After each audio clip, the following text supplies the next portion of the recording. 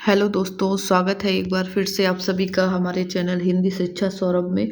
जहां पर Madhya Pradesh assistant professor परीक्षा 2024 के संदर्भ में हमारे अभ्यास प्रश्नों की श्रृंखला चल रही है। उसी क्रम में आज हम दूसरी क्लास लेकर उपस्थित हैं, तो चैनल को सब्सक्राइब कर लीजिएगा जिससे सभी वीडियोज़ की नोटिफिकेशन आपको पहुँचती रहे। तो जहाँ आज हम कुछ महत्वपूर्ण प्रश्न आपके लिए लेकर आए हैं, तो चलिए समय न गंवाते हुए स्टार्ट करते हैं आज के पहले प्रश्न से। पहला प्रश्न है आपके सामने, गोदान के किस पात्र ने ऐसा कहा है? विवाह को मैं सामाजिक समझौता समझता हूँ और उसे तोड़ने का अधिकार न पुरुष को है न स्त्री को। समझौता करने से पहले आप स्वाधीन हैं, समझौता हो जाने के बाद आपके हाथ कट जाते हैं। और प्रोफेसर मेहता का कथन है, पंडित ओंकार नाथ का है, अमरपाल सिंह का है, मिर्जा खुर्शीद का है।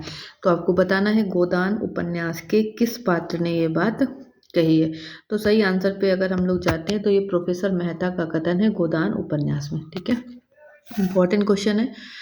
अगले प्रश्न पर अगर आए तो अगला प्रश्न कहता है, अगर प्रेम खूंखार शेर है तो मैं उससे दूर ही रहूंगी। मैंने तो उसे गाय ही समझ रखा था। मैं प्रेम को संदेह के ऊपर समझती हूँ। यह देह की वस्तु नहीं, आत्मा की वस्तु है। संदेह का वहाँ जरा भी स्थान नहीं और हिंसा तो संदेह का ही परिणाम है। वह संपूर्ण आत्मसमर्पण है। तो गोदान उपन्यास में किस पात्र के द्वारा ये पंक्तियां कही गई हैं? गोविंदी, सोना, सीलिया या मालती? तो सही आंसर की तरफ अगर बढ़े तो यहाँ पर जो सही आंसर हो जाएगा, ये उपरोक्त कथन गोदान उपन्यास में मालती के द्वारा कहा गया है। ठीक है, अगले प्रश्न पर अगर आए हम तो अगला कहता है, अगर निरंतर व्यवस्थाओं का संस्कार और परिमार्जन नहीं होता रहेगा तो एक दिन व्यवस्थाएं तो टूटेंगी ही, अपने साथ धर्म को भी तोड़ देंगी। किस उपन्यास का सूत्र कथन ये है? मैला आंचल, मानस का हंस, झूठा सच या पुनर्नवा? तो आपको सही आंसर यहाँ पर बताना है किस उपन्यास का ये महत्वपूर्ण कथन है। तो सही आंसर की तरफ बढ़े तो पुनर्नवा का कथन है। ये उत्तर प्रदेश असिस्टेंट प्रोफेसर परीक्षा के सिलेबस में ये उपन्यास लगा हुआ है, तो इम्पोर्टेंट है क्वेश्चन आपके लिए। पुनर्नवा से ये लिया गया है। ठीक है, अगले प्रश्न पर चलते हैं। अगला प्रश्न है, राजनीति साहित्य नहीं है, उसमें एक एक का महत्व है। कभी एक क्षण के लिए भी चुक जाएं तो बहुत बड़ा अनिष्ट हो सकता है। राजनीतिक जीवन की धुरी में बने रहने के लिए व्यक्ति को बहुत जागरूक रहना पड़ता है। उपरोक्त कथन किसने कहा? मल्लिका ने, प्रियंगु मंजरी, कालिदास या विलोम? यानी आषाढ़ का एक दिन नाटक का ये कथन है और ये आषाढ़ के एक दिन नाटक के किस पात्र ने ये बात कही है, ये आपको बताना है। तो जो राजनीति साहित्य नहीं है उसमें एक एक का महत्व है, ये कथन प्रियंगु मंजरी के द्वारा कहा गया है। ठीक है, तो इम्पोर्टेंट कथन है ये भी। अगले प्रश्न पर आते हैं। अगला प्रश्न है, यहाँ पे दो प्रश्न आपको देखने को मिलेंगे, तो इसको इस तरह से देख सकते हैं। प्रश्न कह रहा है कि दो यहाँ पर कोड दिए गए, सूची 1 और सूची 2 को मिलान करना है। बोलियों का पश्चिमी पहाड़ी का स्थान, मध्यवर्ती पहाड़ी, भोजपुरी, मगही। तो आपको बताना है गढ़वाल, पटना, शिमला या बिलासपुर। तो सही आंसर की तरफ अगर यहाँ पर हम लोग बढ़ेंगे तो ए यहाँ पर सही हो जाएगा। ठीक है, यानी 3 का ए शिमला पश्चिमी पहाड़ी, 1 का बी गढ़वाल मध्यवर्ती पहाड़ी, 4 का सी गाजीपुर भोजपुरी और 2 का डी पटना मगही। ठीक है, ये इस तरह से इसको मिलान करेंगे। तो ये भी बोली आपके लिए इम्पोर्टेंट है ये बोलियाँ। अगला अच्छा प्रश्न है ये भी कि अंगिका किस राज्य की बोली है?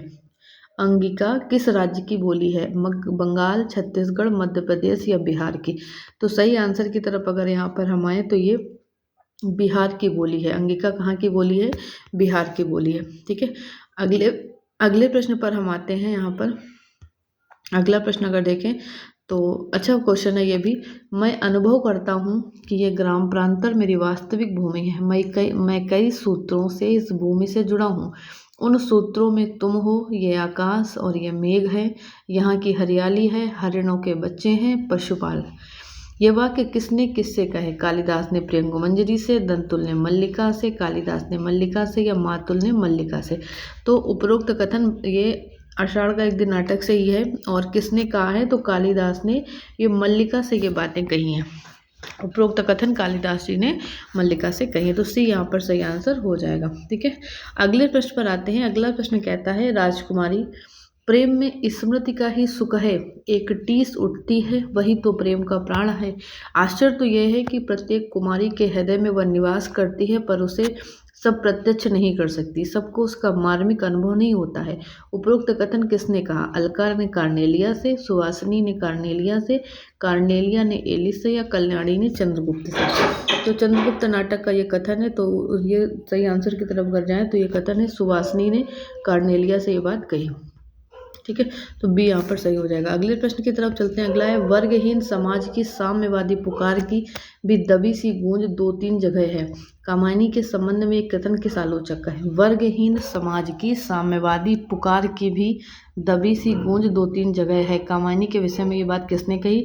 नंद दुलारे वाजपेयी, रामविलास शर्मा, नगेंद्र, रामचंद्र शुक्ल या मुक्तिबोध।